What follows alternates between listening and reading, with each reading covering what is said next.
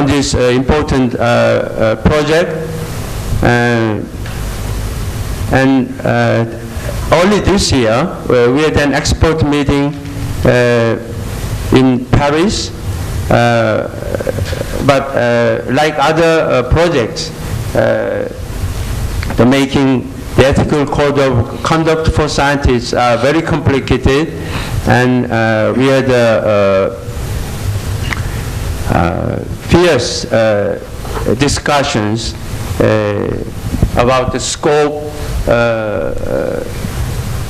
and depth of the code of conduct. And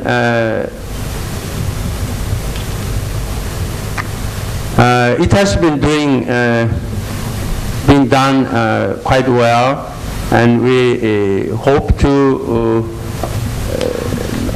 make a draft for submitting to the the general meeting of UNESCO in a couple of years.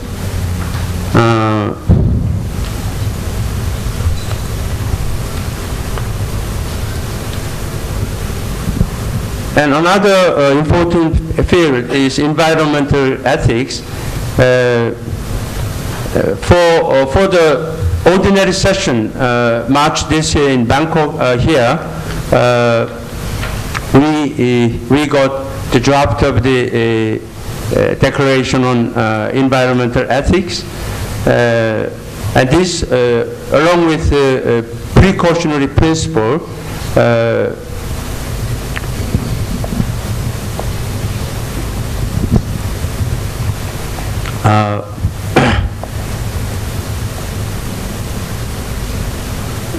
is the field we have done quite well, and the result is going to be announced soon.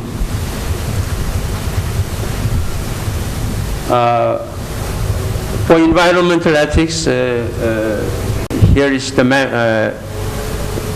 working group members, and they met in Paris and New York, so on, and then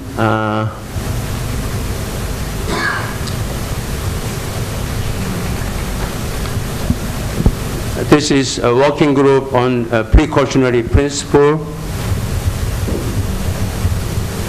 and this is expert group, so on. And then, for the new biennium, 2006 and 7,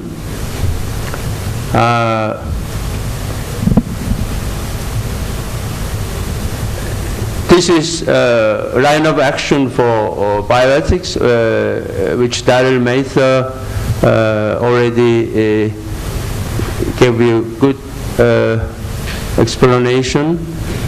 And the main line of action too is ethics of science and technology, and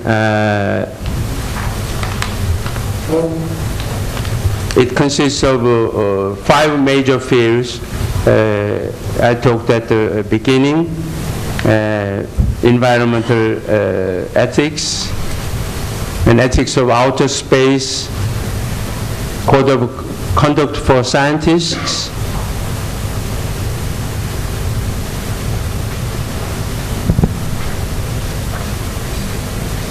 and yes, and I'd like to talk about Avicenna Prize, the last item.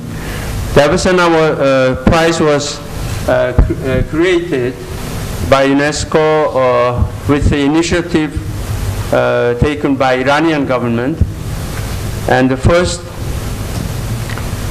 prize, well, it's a prize for ethics of science and technology.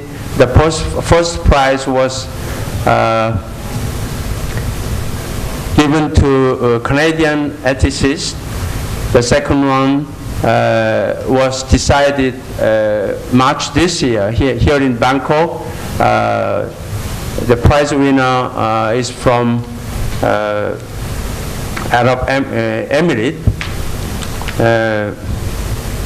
and it will be given this year.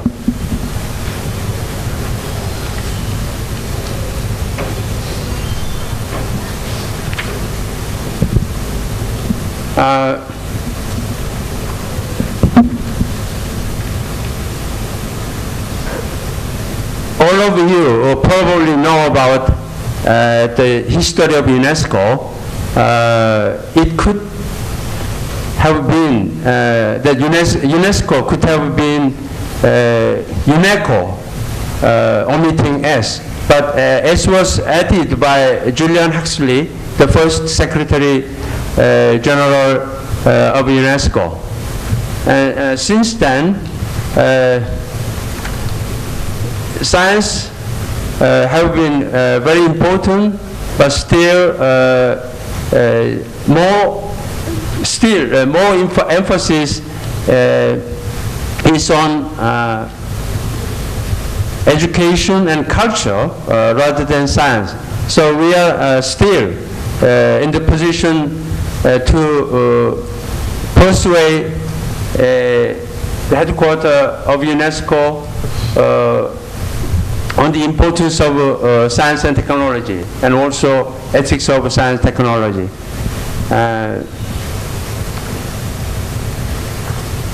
I would appreciate your support and advice for our course in ethics of science and technology. Thank you.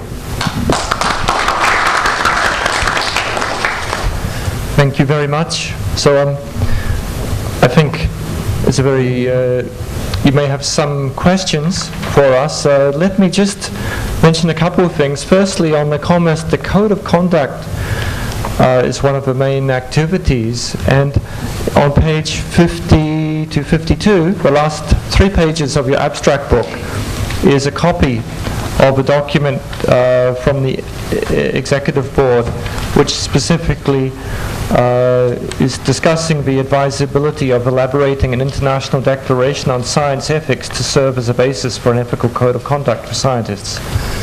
And so this is a document which, if approved by the General Conference as a program of work, we expect to be quite busy perhaps developing a declaration on the ethics of science, and Professor Song will be very important in this process as Vice Chair of Commerce in this region to get more regional input into the process. We do have also a report on the precautionary principle which came from the Commerce meeting, has been just published, and some copies of that are in the post between here and Paris, and we hope it arrives tomorrow in time for distribution here. We also will, after lunch, have some of the books and publications on the display table at the back, including information about the Avicenna Prize, who the recipient was Dr. Abdallah Dar for this year. Okay, so also I would like to mention that in fact, one of the top 5 priorities of UNESCO as a whole organization is ethics. So although the social science and natural sciences is not a very large sector, the ethics has been particularly classified as a high priority area. So that is good news for those of us involved in ethics. But it's still a great challenge. I'd like to open the floor for any comments, including from the panel here. We have a time for some comments. Yes, please. Please go to the microphone. Okay, Heiko.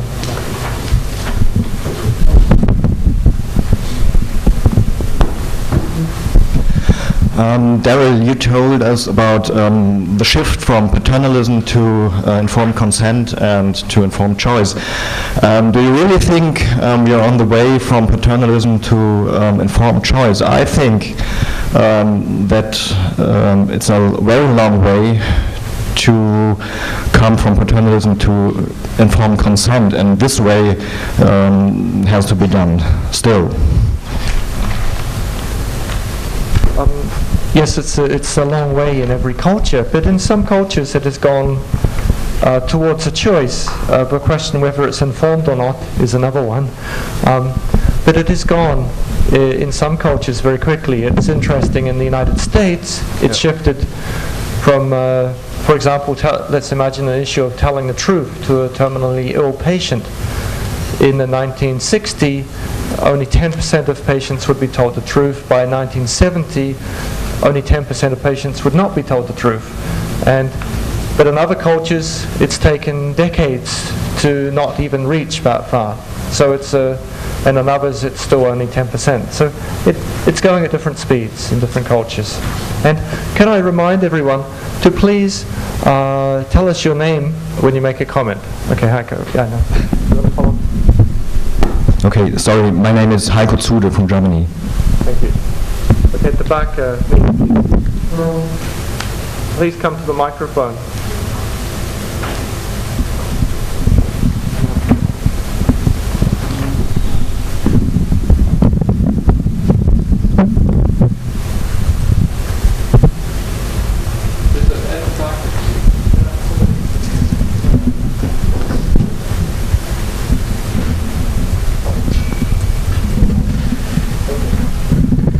This is Subrata Chattopadhyay. This is something to share with everybody, and particularly about the organizers. I just recently attended the European Summer Academy on Bioethics, and we had a chance to visit European Molecular Biology Laboratory. Now, when you talk about the code of conduct for the scientists, first of all, we visited the European Molecular Biology Laboratory, and we asked about that, the scientific conduct. And we were told that, we don't want a group of priests who will be teaching us what we should do and what we shouldn't do. I mean, that was the kind of the comment one division chief about the European Molecular Biology Laboratory told us. And this is something that how scientists feel about when they are asked to follow certain code of conduct. This is number one.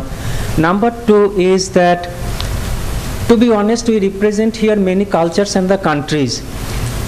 The ethics of ethics teaching in unethical society, how to deal with that puzzle or riddle. I repeat, ethics of ethics teaching in unethical society. I have taught physiological sciences in more than 6 institutions, and I find this problem because the structure and the system is kind of unethical, and when I go to teach ethics or say something, how the students respond. And third thing is that the East is East and the West is West, and the two shall never meet. The point is that when you talk about ethics, kind of secular ethics probably, and the concept of ethics is just the rights based, but here in this part of the world we have the concept of ethics where it is the more on the duty based or the responsibility.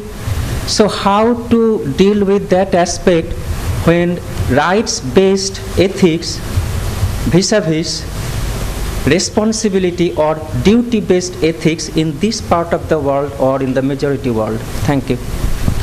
We have one question. Philip, at the back, please.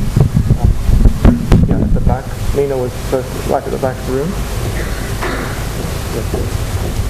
And, okay, we'll get at least one more comment, and then we'll have a comment from here before. Go on. My name is Nina Patos from Statutory. Is it on? Can you hear me? Yeah. I've just a comment for the first first question that was raised. I think when you talk about informed choice, the issue is a bit more complicated because it's not the question of what I want to know, it also, or what I ought to know, but it's also the question of what ought I should do about it. So the question moves beyond informed choice. You have the choice, but you don't know what to do about it.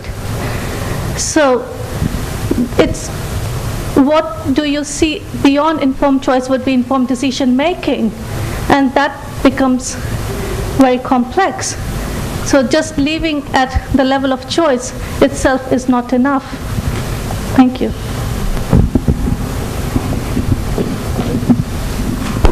Thank you. Just before we have more questions, I'm going to ask Yes, as a practicing scientist, biochemist, we would like to police ourselves in terms of the ethical conduct of research. But I think that this will have to change. Science originally was conducted with a small group of people, and we thought that we can monitor the ethical conduct of research. But it's now apparent that, like all human activities, it's not sufficient to have self-policing, and then maybe that will need some external bodies to help monitor the proper conduct of research. That's a comment. As movement from paternalism to informed consent, informed choice, I think this really reflects the way in which the medical schools teach. If teaching in medical school is still very much based on the professor saying what he knows and the students memorizing it, away from a professor-based teaching to more evidence-based teaching, then I think we'll see a shift from paternalism to more of informed consent and then ultimately informed choice. Do you want to make a comment? Okay. Thank you. There's Aruna next and Amir next.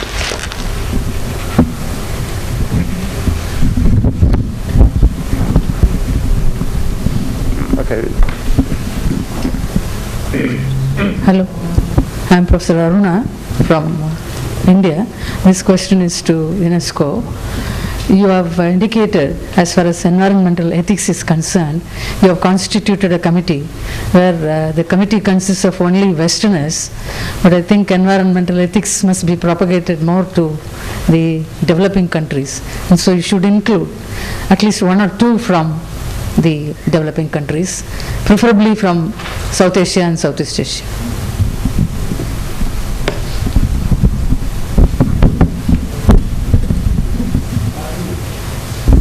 I'm Amir from Pakistan. It's partly been addressed, but it's again on the issue of informed consent to informed choice. The example of America, I guess, is a little troubling for me, because in America, I think the shift from informed choice to informed, from paternalism to informed choice is more litigation based rather than morality based, in my opinion, but you may differ. There again, as somebody has pointed out, it is not a rights based approach in many of the developing countries like ours. It is also choice, not a choice based thing, but also very complex family-based decision-making process in our part of the world. If you try and translate the word autonomy in Urdu, for instance, and I'm sure also in Hindi and many other Indian languages, it's very difficult to translate autonomy on an individual basis. You may have, and it's very, very difficult for us also. So you have to look at it from the cultural perspective, and we've been trying to do that. We've also got a study going on this, and it's very difficult for us to put the Western model of autonomy and translate that in the informed consent process in our part of the world.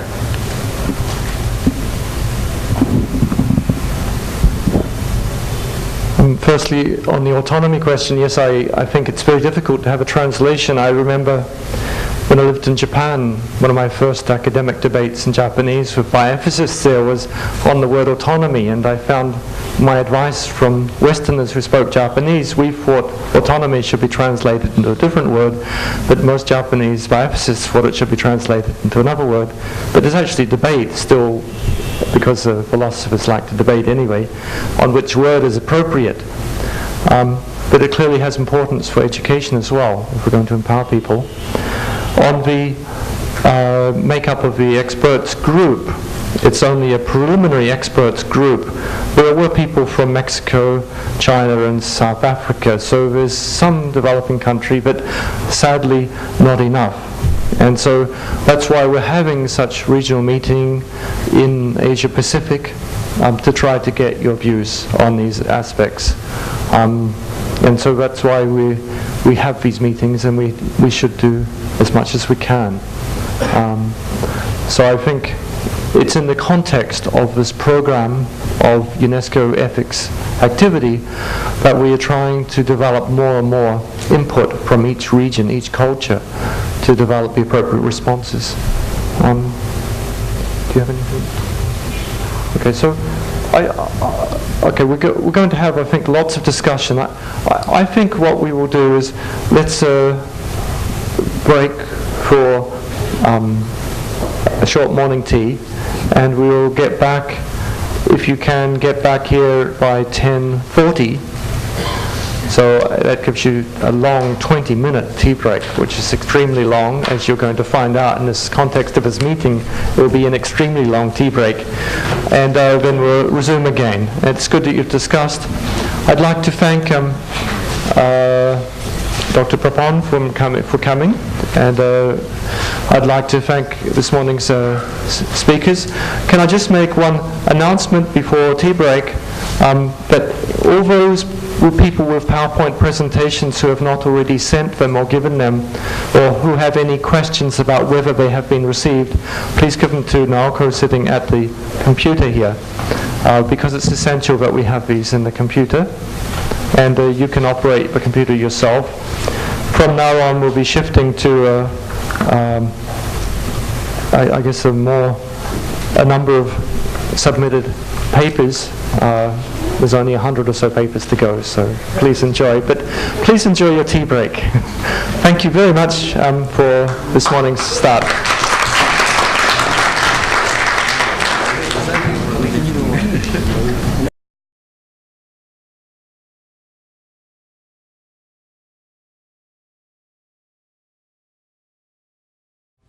So you will hear this if somebody goes too long. And if possible, we may have a short discussion after each paper. So if you use more time with the talk, you'll have less time or no time for discussion. Thank you. And as we learned just before morning tea, we have very interesting comments from this group. So please try to make it short, make the main points, and open up for discussion. Okay, thank you.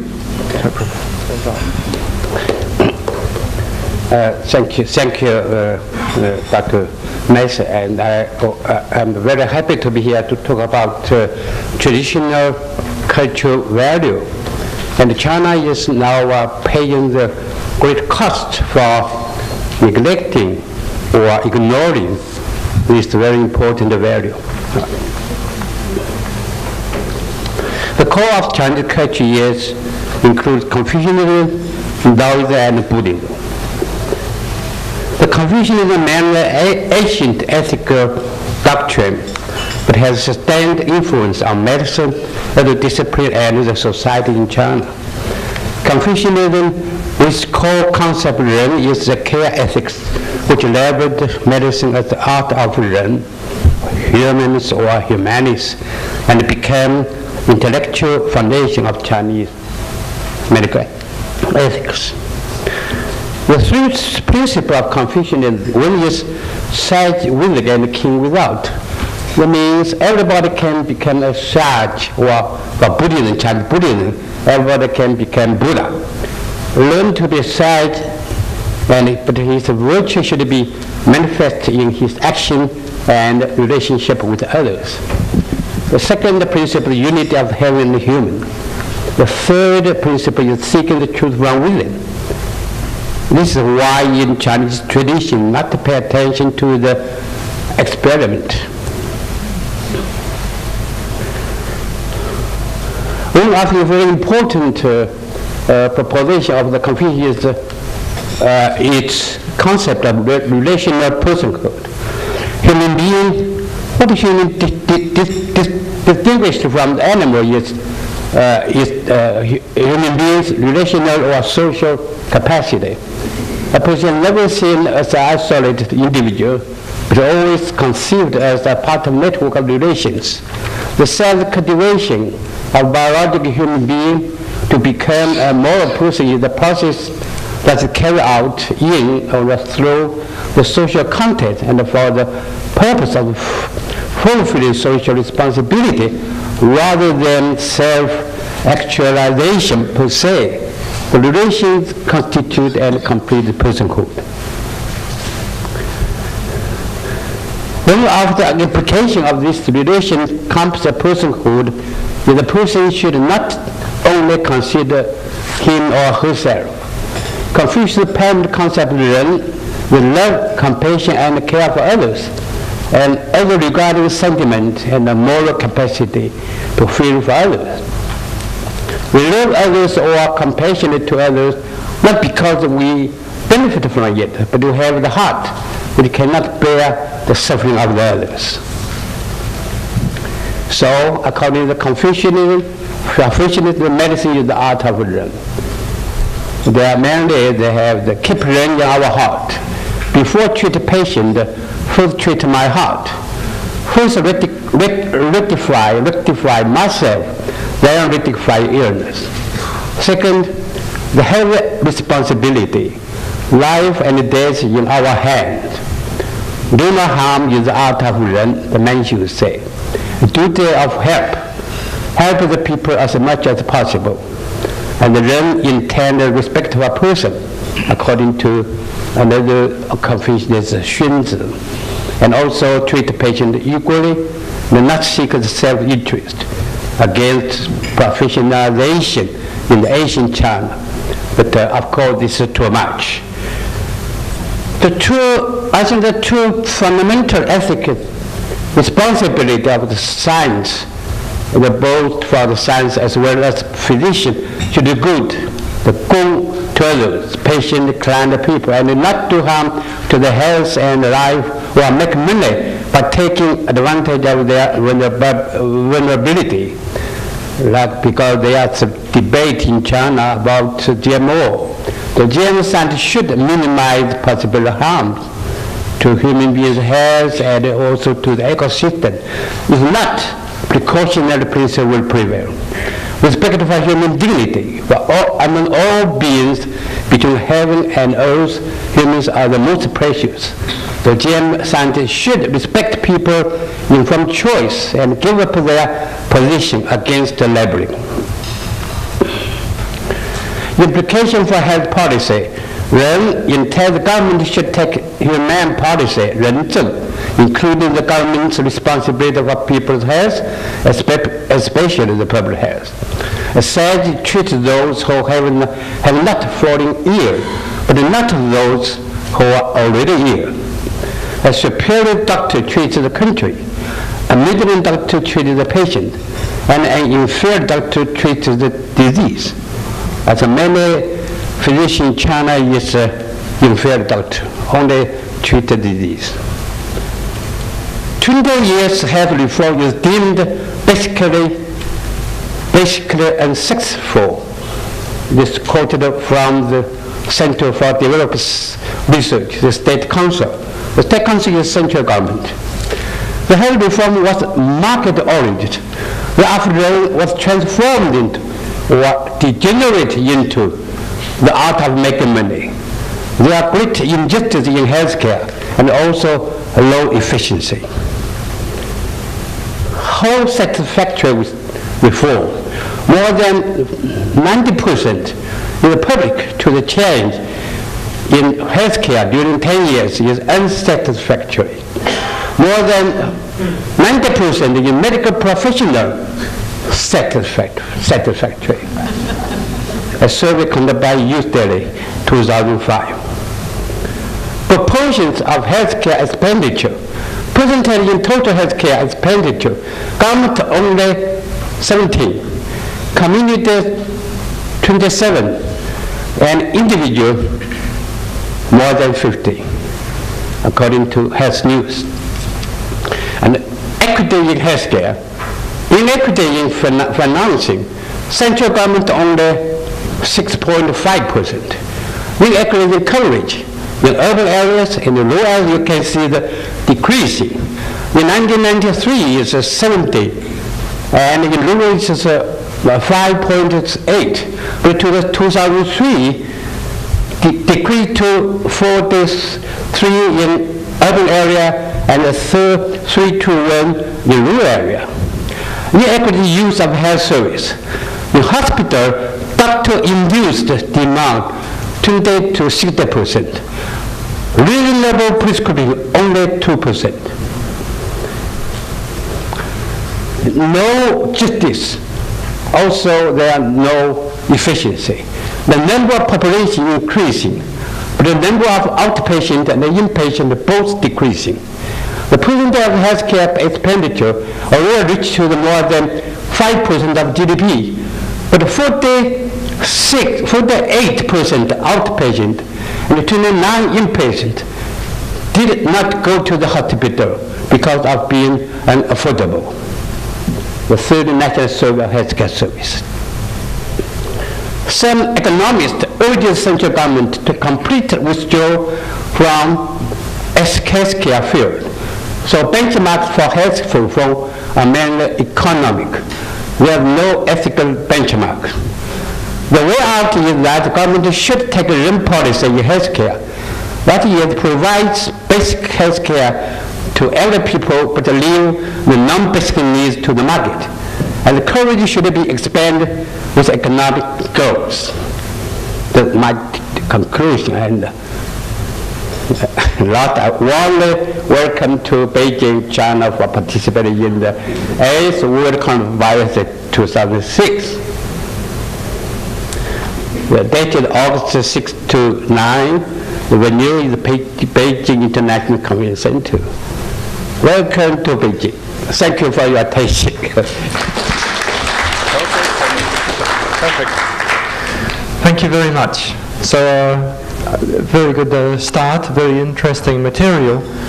And at 9 minutes, he's the first in line for the prize that will be given at the end of the round table for the shortest and shortest concise presentation. Thank you. So we have time for some questions and dialogue now. Yes, that's all right, please. We have a roving microphone. Yes, Professor Chu, from what you have spoken, it seems to me that China is a very capitalist country. Benchmark has no, is focused exclusively, it seems, on economics. So where has the socialism gone in China?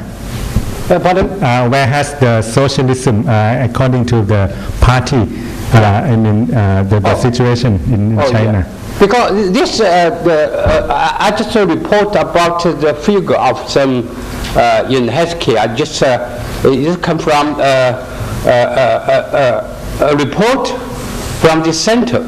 The center is affiliated with the government, but in government, within the government, there are debates on that.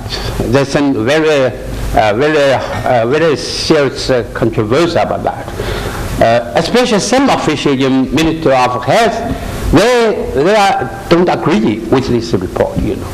So they are, government so far has not explained their position to this conclusion. The conclusion is the health reform for 20 years basically unsuccessful.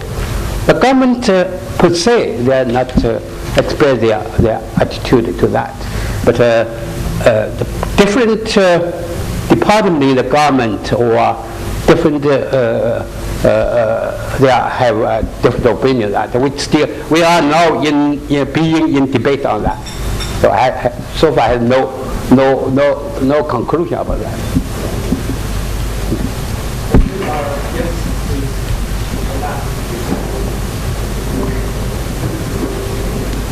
Ned from the Pacific Islands. I find your presentation very interesting. I am particularly interested in one of your conclusions, which you say that the way out is for the government to take the RAND policy in healthcare. And you have actually answered part of my question, that you were saying that the Ministry of Health is not totally for this recommendation. And what I am interested to find out is about the other sections of the community in your country, like the people and NGOs and things like that.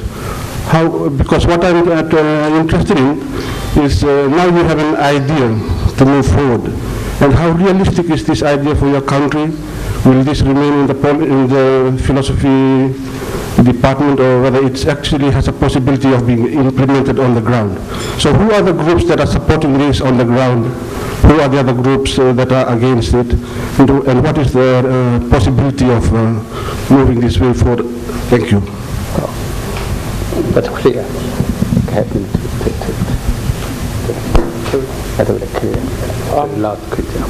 So what groups can help solve the situation in China on the ground?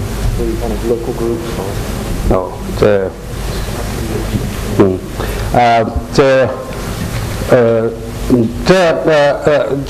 In China, the health policy, before the policy decisions only made by the party's Politburo. Now the government are more willing to listen to the expert opinion there. So different experts, they can play the role in the decision making or in the implementation of the policy. Mainly, I think the economists, they are more focused on the cost containment, more focused on how to reduce the expenditure paid by the government. But the ethicists and some public health experts, they are more concerned on the coverage, on the access to health care. But so far, I think the public have not be get into the debate. So, of course, but recently, because this report has not officially published, only published in the website. The only abstract, not the complete the text. So only, include me, only read this. So because this situation, there are some public who have chance to involve in the debate. They can express their opinion in the website of this. But in Beijing, I know that in Beijing maybe recently have a serious conference meeting to talk about that. And also the next year's Congress will be a major topic on this topic. So, sorry. It's at the back, please. Yeah, back to you. Yeah, Thomas. Yeah. Can't see so far.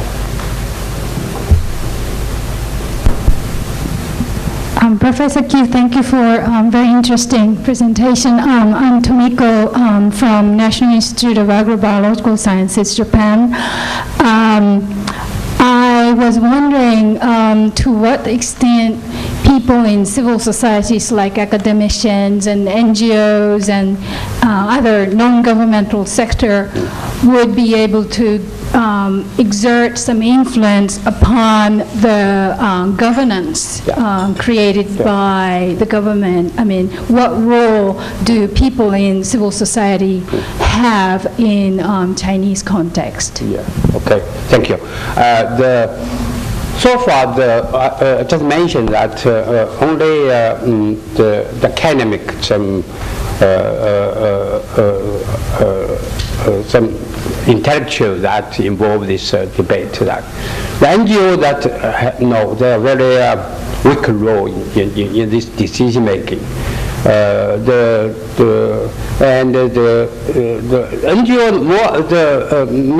many NGOs involved in the work like the protect environment and AIDS the prevention.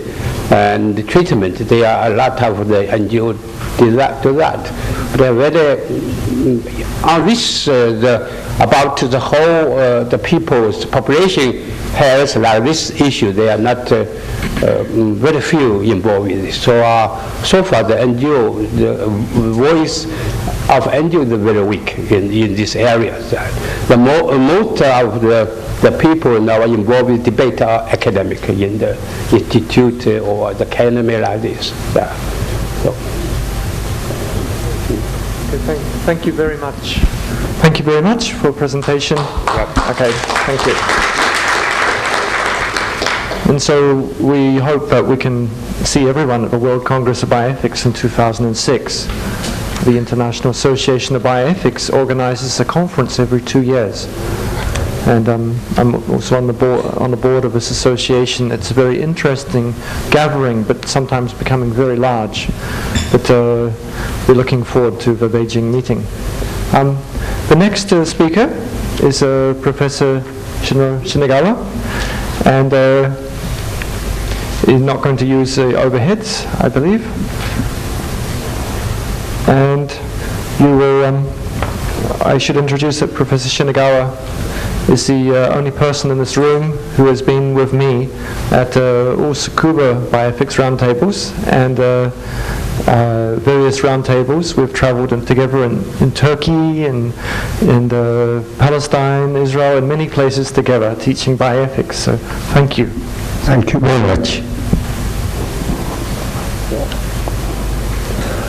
I would like to talk about bioethics in a wider and probably original sense. Bioethics is now in boom throughout the world, especially among medical and medical professionals.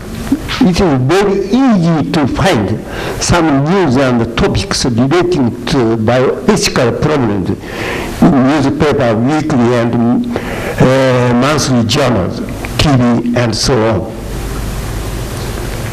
Many medical and medical schools have already introduced bioethics courses. Indeed, we are now living in an era of bioethics boom. Regrettably, however, I think something is wrong, especially in Japan. When I ask, for example, medical and medical students about bioethics, most students answer, bioethics is the study of acceptable conduct by medical and medical professionals on such advancing techniques as diagnosis of brain death, organ tissue transplant, is in vitro fertilization of donors' semen or ova and sex selection of the fetus. According to the Encyclopedia of Bioethics edited by Warren T. Reich in 1978, bioethics can be defined as a system study of human conduct in the area of his science and healthcare, insofar as the conduct is examined in the light of moral values principle, and bioethics encompass medical ethics and agenda beyond. Okay. Stop. While medical ethics in the traditional meaning has dealt with value-related problems that arise in the patient-physician relationship, bioethics is more inclusive in for significant respect. There, the first, bioethics extends beyond human life and health to embrace issues involving animals and plants. Second, bioethics extends beyond individual life and health to embrace social, international, and global issues such as population problem. Third, bioethics extends beyond intra-generational life and health is in the reproductive and intergenerational issues such as in vitro fertilization, gene therapy, and so on. Fourth, bioethics embrace the value-related problems that arise in all healthcare professionals such as nurses, midwives, X-ray technicians, and so on. In other words, bioethics may be called a wider concept than medical ethics and can be understood standing on the utilitarian principle, the greatest good and happiness for the greatest number of. More exactly, greater number can be read as the greatest number not only of people but of living things, including plants and animals. When we stand on this viewpoint, I think that bioethical issues can be classified into several levels, several categories. The most important category is sanction of life, peace, and the prevention of war, especially of nuclear war, since it affects the largest amount of living things. The second, security of materials and environment necessary for human life, such as clean air, water, food, fuels, greens, and so on. Third, allocation of medical and healthcare resources. Fourth, problems relating to elderly people, including euthanasia and mass killing. Fifth, problem relating to handicapped fetus and handicapped children. Six, problem relating to modern reproductive techniques such as in vitro fertilization, artificial insemination by donors' semen and eggs, or sex selection of the fetus. Seventh, problems relating to brain death and tissue organ transplant. The second issue I would like today to talk about is my classification of human life based on biomedicine. There, the first level, pre-cytological level human life, such as of chromosome, hereditary genes, DNA, and so on. Second level, cytological level, human life, such as ova and sperm. Third level, human life as a stage of fertilization and nidation in utero and ex utero.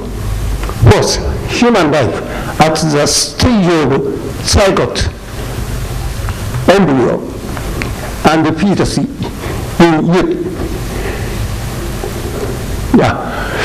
Fifth level, human life as a stage of birth. Sixth level, human life after birth, ex utero. Seventh, human life as a member of family and of community. Bioethics should cover all these seven levels of human life. However, today in Japan, too little has been discussed on human life on levels of 5, 6, and 7. The third point I am emphasizing in my speech today is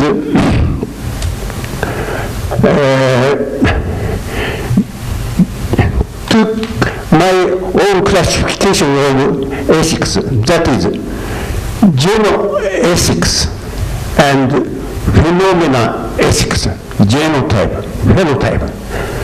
There have been many examples of genoethics in traditional religion and in ancient reference such as the 10 Commandments of Moses, the 7 rules of Noah, the 5 truths of ethical issues in Confucianism, the noble eightfold path in Buddhism, and so on.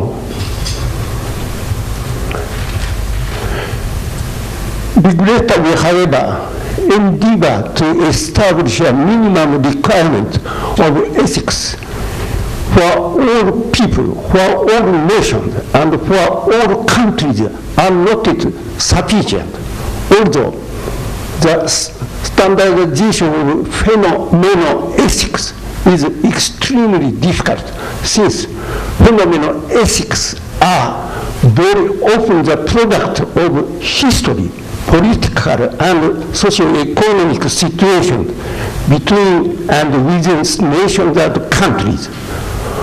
On the contrary, I think that the standardization of general ethics would be not so difficult. As far as I understand, general ethics is not a problem of national interest of humanity and educational consciousness. Particularly, attention is paid in the study of the constitutions of more than 30 countries. The author emphasizes the importance necessary of standardization to establish peace and for the solution and avoidance of international, interreligious conflict already occurring or which will occur in the near future. Finally, I would like to introduce my own tentative general ethics to rules and draft of 7 rules by my Jewish friend, Dr. in Israel, Mr. Avi Gold. General ethical 10 rules. First, do your best in carrying out your duties. Second, respect others' right. Third, be kind to every person, every animal, every plant. Fourth, never injure or kill. Fifth, save natural resources. Sixth, be more conscious on environment and the population problem. Seventh, never be greedy concerning money, good, and sex. 8, tell right and report the truth. 9th, care for the diseased, the disabled, the elderly, women, and children. 10th, care for your own health. The last picture. 7 rules of my Jewish friend, Avi Gold. First, respect the right of the individual. Second, respect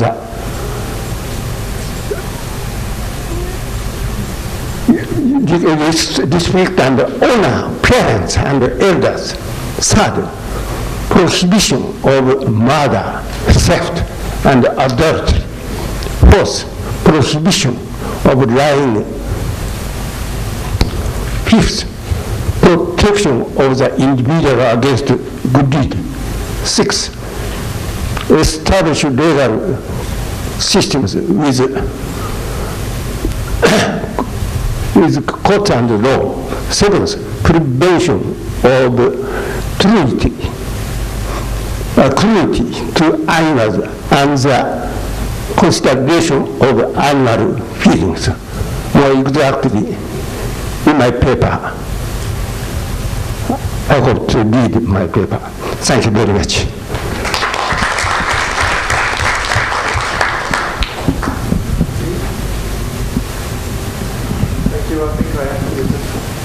Thank you. So, thank you very much. Questions at the back from Abner, and in the front, John.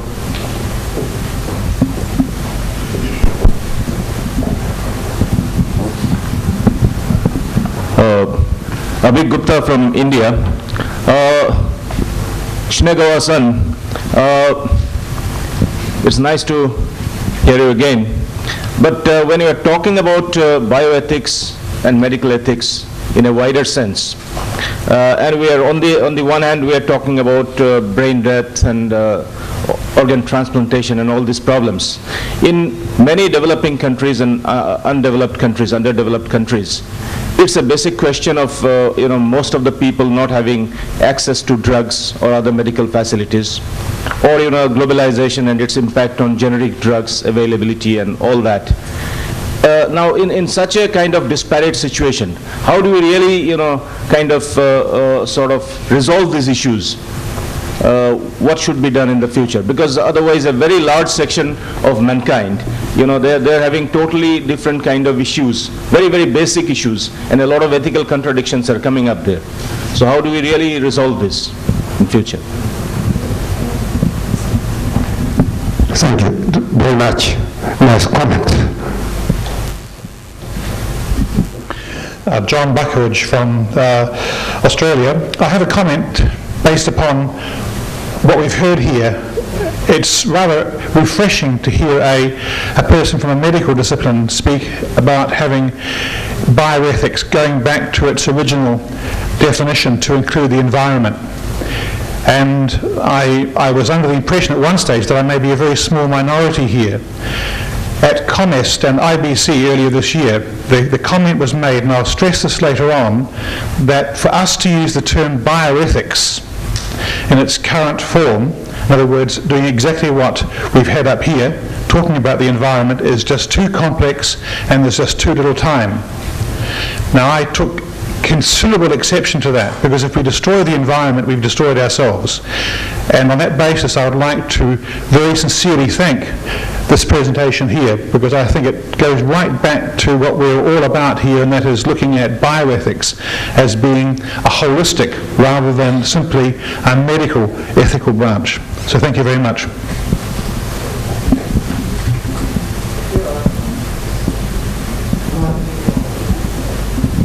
Thank you. I'd like to, Arina Pollard from Sydney.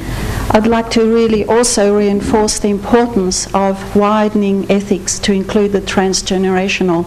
This is really important now because of new genetic insights we're getting.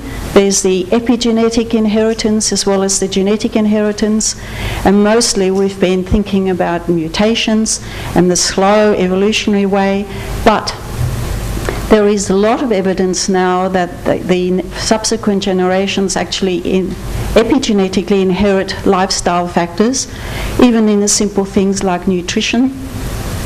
The sperm, the environment the sperm mature in, the environment the egg matures in, prenatally the embryo, the fetus, all that already predicts the sort of individual that person is going to be in its potential, quite apart from genetic inheritances.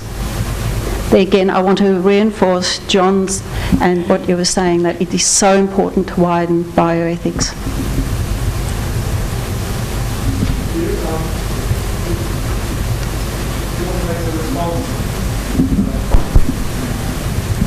Yeah, thank you very much. Nice comment. I expect I'm the second speaker, but third speaker, but I expect I became very sudden second speaker. Therefore, so confused. Excuse me. Yeah. I think a very good comment from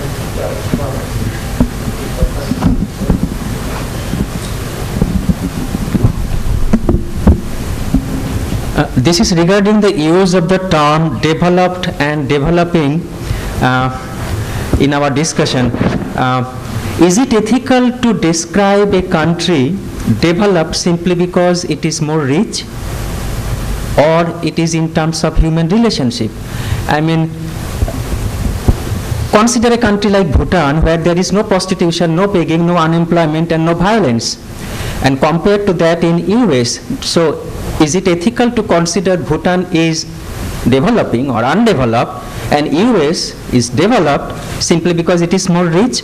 So please, I would urge you to reconsider to use the term developed and developing only when it means only in terms of money and the economics. Thank you. Thank you.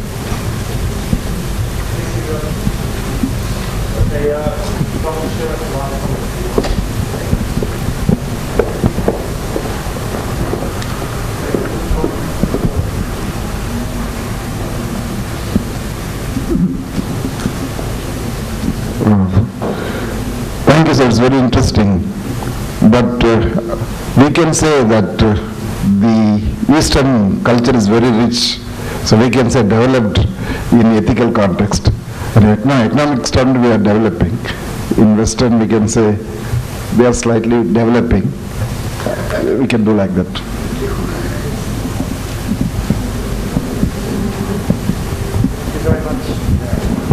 Thank you.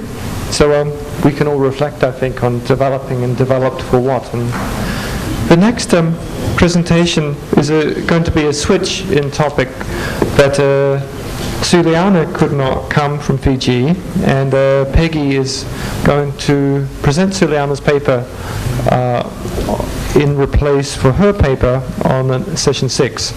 So now it'd be more appropriate for Peggy to present her paper in session 2 because the topic is more related. And so the abstract you can find further down in the book. Okay, Peggy, thank you. Thank you very much. I think it's good that I'm going to present now because everything that has been said this morning is sort of coming together in this, I'll call it a Pacific presentation. That's a presentation of the Pacific values, beliefs and practices which will shape our Pacific's ethics work in the next year or so. I'll just say